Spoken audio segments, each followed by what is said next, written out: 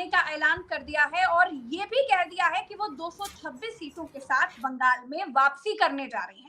और इस वक्त की सबसे बड़ी खबर यह है दोस्तों कि 7 सर्वे आए थे, 7 एग्जिट पोल्स आए थे, जिसमें से 2 एग्जिट पोल्स में ममता बनर्जी की पूर्ण बहुमत की सरकार बनती हुई दिख रही है, एकदम छप्पर फाड़ सरकार बनती हुई दिख रही है। और बाकी के जो एग्जिट पोल्स हैं, जिन्होंने 2024 में भारतीय जनता पार्टी को 400 पार दिखा दिया था, वो एग्जिट पोल अपने नमक का कर्ज अदा करते हुए इस बार भी भाजपा की सरकार बनाते हुए देखे जा रहे हैं। और दूसरी सबसे बड़ी खबर यह है कि ये आज की खबर है कि एक्सिस माई इंडिया ने अपने एग्जिट पोल के आंकड़े देने से ही मना कर दिया है। और वो इसलिए मना कर दिया है, वो कह रहे हैं कि भाई कोई बोल ही नहीं रहा है, इसलिए अनुमान लगाना बहुत मुश्किल हो पा रहा है। तो आखिर ये बंगाल में ऐसा क्या है जो इतना कंफ्यूजन क्रिएट हो रहा है? हमारे साथ वरिष्ठ पत्रकार प्रेम कुमार सर है, जो बंगाल की राजनीति को बहुत बेहतर समझते हैं और हमें समझा पाएंगे कि आखिर हो क्या रहा है। प्रेम कुमार सर के तमाम एग्जिट पोल्स हम देख चुके हैं, सर ने भी सर्वेस किए हैं, पिछले चुनावों में हमने उनके एग्जिट पोल देखे हैं, समझे हैं। अब बंगाल में उन्होंने क्या देखा है, क्या नब्ज टटोली है, सीधे उनके पास चलते और बात करते हैं। प्रेम कुमार सर, आपका बहुत बहुत स्वागत है। जरा समझाइए ये एग्जिट पोल्स क्या कह रहे हैं, इतना कंफ्यूजन, इतना बवंडर किस बात का? शुक्रिया प्रज्ञा जी। पहली बात तो ये है कि एग्जिट पोल प्रामाणिक तथ्यों के आधार पर एक सामाजिक पैटर्न होता है, उसमें वैज्ञानिकता होती है, तथ्य होते हैं, तथ्यात्मकता होती है, विश्लेषणात्मकता होती है, सेंस होता है, सब कुछ होता है। लेकिन क्या इन दिनों जो हो रहे हैं एग्जिट पोल के नाम पर चीजें या सर्वे के नाम पर, उनमें ये चीजें हैं क्या? ये चीजें बेचने के लिए तो है, सेल करने के लिए चीजें हैं कि हम ये पैटर्न है, वो पैटर्न है। इस चीज को मैं बहुत जल्दी में बोलूंगा कि क्योंकि दर्शक भी हमारे हैं, जल्दी में सुनना चाहते हैं।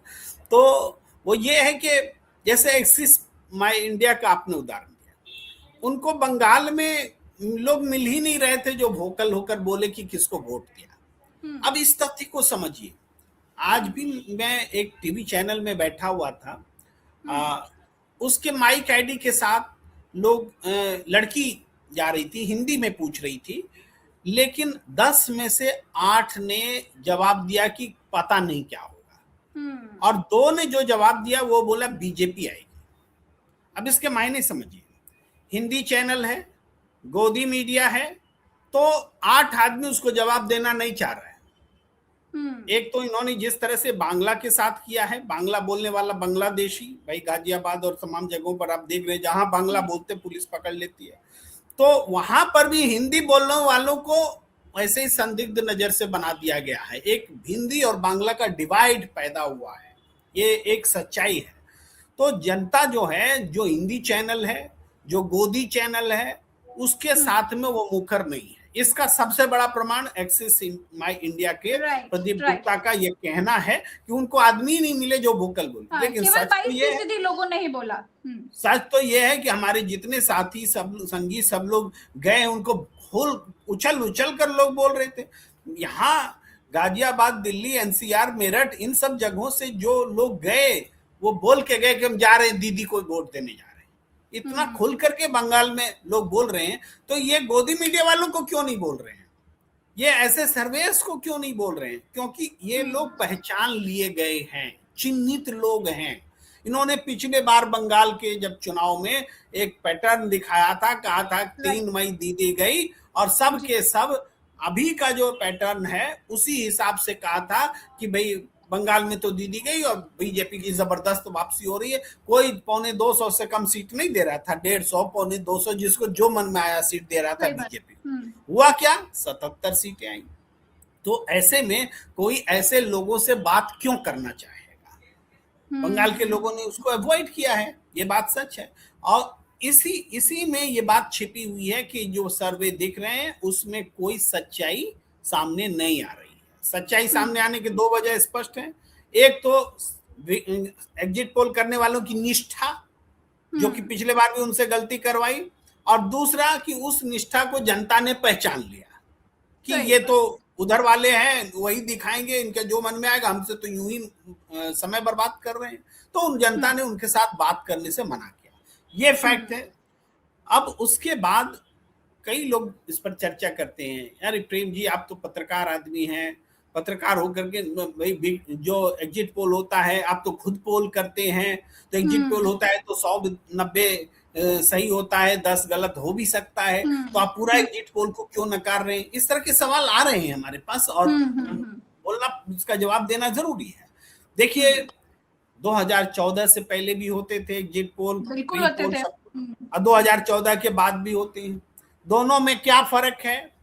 दोनों में फर्क ये है कि एग्जिट पोलर्स का सत्ताधारी दल बीजेपी के साथ मिल करके एक गठजोड़ हो गया है। वो बीजेपी की जहां सरकार है वहां पर कभी भी नहीं कहते कि एंटी इनकम्बेंसी है, वो कहते कि प्रो इनकम्बेंसी चल रही है। और जहां बीजेपी की सरकार नहीं है वहां उनको एंटी इनकम्बेंसी दिखती है। तो इससे क्या होता है, जो एग्जिट पोलर्स है एक वातावरण बनाते हैं 3-4 दिन का। आप जानते हैं पूरा वोटिंग का जो प्रोसेस है, असम में अप्रैल के पहले हफ्ते में चुनाव होगा और 4 तारीख को रिजल्ट आएगी। और एक एग्जिट पोल ने तो आज जो दिया है रिजल्ट चाणक्य टुडे का, उसका आप समझिए कि जब असम का चुनाव पहले हो गया, पहले हफ्ते में अप्रैल के, तो एग्जिट पोल तो उसी दिन ना आपने किया होगा, तो उस रिजल्ट को बताने में एक दिन एक्स्ट्रा क्यों चाहिए आपको? आपको तो अधीरता होनी चाहिए बताने की कि इधर टाइम आया और हम दिखाए। तो ये अधीरता, तो ये जो देरी की गई, ये देरी में भी बेईमानी है, और बेईमानी उसके आंकड़ों में दिखती है। सीधे 190-92 दिखा रहे हैं, 98-92 कुछ इस तरह से, 190-92-98 जो भी फिगर हो, मैं फिगर नहीं जाता, तो ये उनकी बेईमानी दिख रही है। तो इस परिप्रेक्ष्य में मैं ममता बनर्जी की सियासत को अच्छी तरह से समझता हूँ, बंगाल की सियासत को भी समझता हूँ। झारखंड में मैं बचपन से रहा हूँ, जो बंगाल का बॉर्डर एरिया है वहां पर रहा हूँ, और ममता बनर्जी हमारे इलाके में अक्सर आके भाषण दिया करती थी, तब जब वो सत्ता में नहीं थी, तब की भी बात मुझे याद है। और उस समय से यहाँ एक पैटर्न होता है कम्युनिस्ट का, तृणमूल कांग्रेस का, इवन बंगाल के कांग्रेस का भी। ये लोग चुनाव के दिन में अपने कार्यकर्ताओं से रिपोर्ट लेते हैं, बूथ वाइज रिपोर्ट लेते हैं, और इनका जो आकलन होता है वो परफेक्ट सीट वाइज सीट, वो राजनीतिक दल जितना परफेक्ट कर लेते हैं उतना परफेक्ट कोई एग्जिट पोल भी नहीं कर पाता। मैंने बचपन से देखा है इस चीज को। वो बूथ वाइज बता देते हैं, उस गांव में इस एरिया से मुझे ज्यादा वोट मिलेगा, इस एरिया से कम मिलेगा, कुल मिलाकर के यहाँ हम पीछे रह जाएंगे। अच्छा, यहाँ पीछे रह गए तो क्या हुआ, वो वाला एरिया है ना, वहां हमारी उम्मीद है। सब कुछ उनको पता होता है। तो ममता बनर्जी तो कह रही हैं कि हम तो 226 सीटें लेकर के आ रहे हैं और दोबारा से सत्ता में आ रहे हैं, एग्जिट पोल्स को हम नकारते हैं।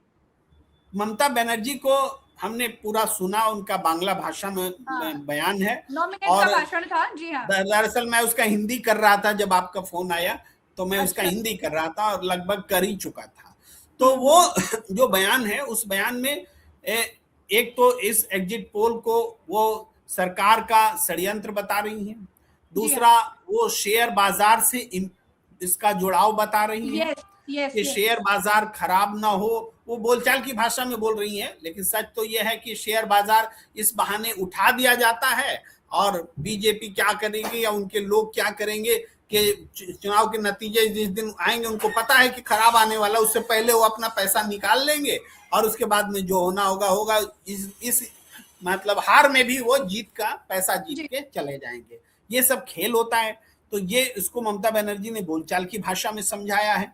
इसके बाद उन्होंने कहा है कि आपको हर कैंडिडेट को और हर कार्यकर्ता को ईवीएम की रक्षा करनी है, जहां पर पोल होना है वहां रहना है, और जरूरत पड़ेगी तो मैं भी रात रात भर जागूंगी, मुझे नींद अभी नहीं आ रही है, मैं सो नहीं पा रही हूं, और मैं भी पूरा घूमूंगी, और तब तक जब तक की पूरी गिनती नहीं हो जाती है।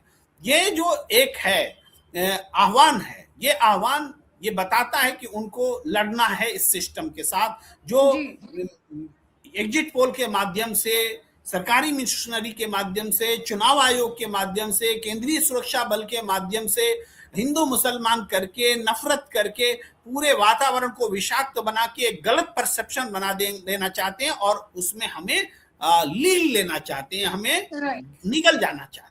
तो इससे फाइट करना है। ये ममता बनर्जी का जो जज्बा दिख रहा है, यही जज्बा उनको बचाएगा, वरना बिहार की तरह ये चुनाव लुट गया होता। चाहे पिछली बार का लेकिन चुनाव हो प्रेमकुमार तेजस्वी सर, का।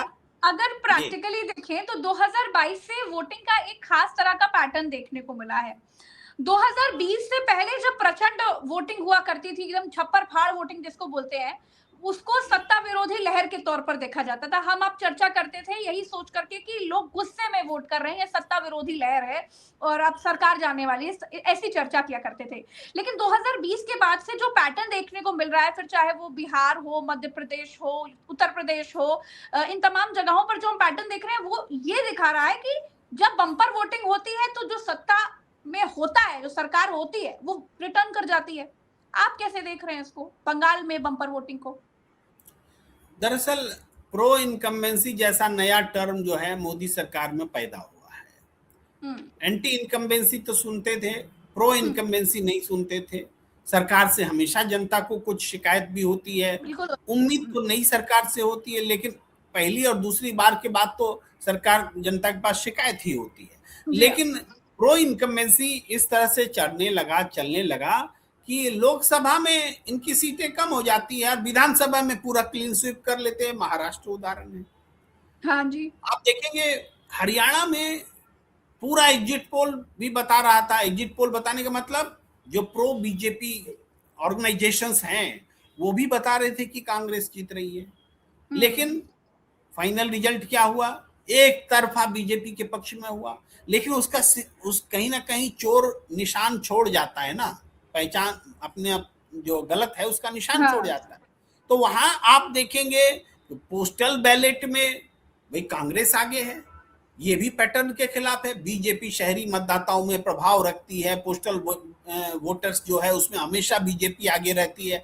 हरियाणा में उल्टा हो गया, पोस्टल बैलेट में कांग्रेस आगे, 70 सीटें मिल रही है कांग्रेस को 90 में, और ईवीएम खुलता है तो बीजेपी आगे हो जाती है, उसको 70 मिलने लग जाती है। तो ये जो रिवर्स हुआ, ये जो चमत्कार दिखा, ईवीएम 99% तक रिचार्ज मिला, बहुत सारी चीजें मिली उस समय। हर चुनाव में कुछ नई बातें। अब क्यों नहीं मतदान जो है उसका प्रतिशत 3 दिन 4 दिन और लगातार बढ़ रहा है। अब तो वो नहीं दिख रहा है। अब वो बेईमानी का पैटर्न छोड़ दिया इन्होंने। आंध्र प्रदेश में 17 लाख वोट जो है 8 बजे से 12 बजे के बीच में गिन लिया एक्स्ट्रा, उसका कोई जवाब नहीं दे रहा है। उसी तरह से दूसरे चुनाव में हुआ। इस चुनाव में दूसरा पैटर्न इन्होंने पकड़ा, एसआईआर बिहार में आजमाया। अब सोचा कि एसआईआर से पश्चिम बंगाल भी कर लेंगे। लेकिन लगता है कि इस बार बेईमानी की जुगत में कुछ कमी रह गई है, और इसका कारण ममता बनर्जी का वो जज्बा है जो वो दिखा रही। इसलिए ममता बनर्जी 226 जो कह रही हैं वो 226 हो सकता है, इतना माहौल है तो एग्जैक्ट आकलन न भी वो कर पाए हो, लेकिन 200 के आसपास उनका फिगर रहे तो आश्चर्य नहीं होना चाहिए। अच्छा, तो आपको सबसे बड़ा फैक्टर क्या लगता है अगर ममता बनर्जी सरकार में वापसी करती हैं, तो सबसे बड़ा फैक्टर क्या लगता है? और अगर भाजपा की सरकार आती है तो उसका फैक्टर क्या लगता है? देखिए, ममता बनर्जी आती हैं तो इसका सबसे बड़ा फैक्टर होगा कि एंटी इनकम्बेंसी को बीजेपी ने मुद्दा नहीं बनाया या बना नहीं, जो भी हो उनकी इच्छा हिंदू मुस्लिम करने और इस तरह से मशीनी कब्जा करके चुनाव जीतने की रही कि सेंट्रल डिप्लॉयमेंट कर दें, तो भाई सिंघम टाइप के लोग को भेजें। तो उससे क्या हुआ कि जय बांग्ला बनाम जय श्री राम की लड़ाई स्पष्ट हो गई। जनता को लगा कि भाई अब लाख कमी है ममता बनर्जी में, लेकिन ममता को हटा देंगे तो लाएंगे किसको? अरे ये तो हमारी बंगाल को बर्बाद कर देगा। ये फीलिंग जो है इसने सीधे स्पष्ट रूप से डिवाइड किया, बाकी कोई मुद्दा नहीं। जय बांग्ला ही सबसे बड़ा मुद्दा मुझे नजर आता है। ये जीतती हैं तो ये स्पष्ट रूप से, और ये जीतेंगी, ये मुझे भी आकलन लगता है। लेकिन अगर ऐसा नहीं हुआ, आप कुछ पूछना चाह रहे हैं? मैं यही पूछना चाह रही थी कि अगर ऐसा नहीं हुआ, अगर भारतीय जनता पार्टी की जीत होती, क्योंकि भारतीय जनता पार्टी मोदी के चेहरे पर चुनाव लड़ रही है, बंगाल में पूरा चुनाव का जो केंद्र था वो मोदी ही थे, क्योंकि शुभेंदु अधिकारी के अलावा और कोई लोकल चेहरा इनके पास था नहीं बंगाल में, और उनके खुद के वोटर्स उनका विरोध करते हुए नजर आए। ये बहुत बड़ी चीज थी। इसके अलावा ममता बनर्जी का जो नैरेटिव था माँ माटी और मानुष वाला, उसके बाद उनकी जो योजनाएं थी, चाहे वो कन्याश्री योजना हो, लक्ष्मी भंडार योजना हो या स्वास्थ्य साथी योजना थी, इनकी तमाम योजनाएं जो इनको इनके साथ थी वो उस पर चुनाव लड़ रही थी। दूसरा, इन्होंने जिन कैंडिडेट्स को उतारा था उन कैंडिडेट्स में जो जोश दिखाई दे रहा था और जनता जो उनके प्रति एक तरह का उत्साह दिखा रही थी वो दिख रहा था, और तमाम चीजें, मतलब ममता बनर्जी के सामने तो बहुत सारी चीजें थी। और दूसरी बात कि ममता बनर्जी खुद बंगाली हैं और वो बंगाली वर्सेस बाहरी का नैरेटिव लेकर के शुरू से चल रही हैं, तो वो चीजें दिखी। लेकिन बीजेपी के पास एक मुद्दा था, वो है मोदी जी। मछली और लैया चना जो भी था वो सब तो कोई मुद्दा हो ही नहीं सकता, लेकिन सवाल यह है कि बीजेपी के पास जुगाड़ है, ममता बनर्जी के पास जनता है। आपको क्या लगता है, आपका एग्जिट पोल जुगाड़ की तरफ जा रहा है कि जनता के साथ जा रहा है? देखिए, मोदी मुद्दा है, इसका मतलब बंगाल के लोगों के लिए क्या है कि बंगाल की जनता का वो हिस्सा जो इस बात से खौफ में है कि मुस्लिम आबादी बढ़ रही है, जो उस बात के प्रभाव में है, जो डरते हैं कि नहीं ये तो मुसलमान बढ़ जाएंगे तो हमारा सर तन से जुदा हो जाएगा, बीजेपी ठीक कहता है, बीजेपी ठीक कहता है, जो इस बात से सहमत है, तो उनकी आबादी, हालांकि संख्या बहुत कम है, लेकिन अगर वो नैरेटिव ये बिल्डअप करने में कामयाब रहे कि जय श्री राम, तब या हिंदू मुस्लिम नफरत, तब तो मोदी का चेहरा जो है उसका मीनिंग समझ में आता है। या दूसरा मुद्दा घुसपैठिया है, जिसको कि जो मुद्दा उनका है, ये दोनों मुद्दे चलेंगे तो मोदी जीतेंगे नेचुरली, अगर ठीक से इलेक्शन हो तो। लेकिन ठीक से इलेक्शन का सवाल नहीं, अभी वो माहौल बना ही नहीं है हमारे हिसाब से। और अगर इलेक्शन मोदी जीतते हैं तो एक बात मैं पहले बता देता हूं कि क्या होगा रिजल्ट में, कैसे परिणाम होंगे। जैसे बिहार में हमने देखा कि जो दो प्रमुख प्रतिपक्षी पार्टियों को छोड़ के जो तीसरे चौथे कैंडिडेट्स होते थे, जैसे प्रशांत किशोर की पार्टी के उम्मीदवार हुए, जैसे पुष्पम प्रिया की पार्टी के उम्मीदवार हुए। पुष्पम प्रिया ने तो खुद अपने इलाके से, जहां की वो रहने वाली है, जहां की मुस्लिम परिवारों में उनका वंशानुगत मान कई पीढ़ियों से अच्छा रिश्ता है, यहाँ तक कि उनके परिवार का भी उनको वोट नहीं मिला और उस मुस्लिम परिवारों का भी वोट नहीं मिला, जो बाद में भी खड़े हैं कि हम तो आपको ही वोट दिए हैं।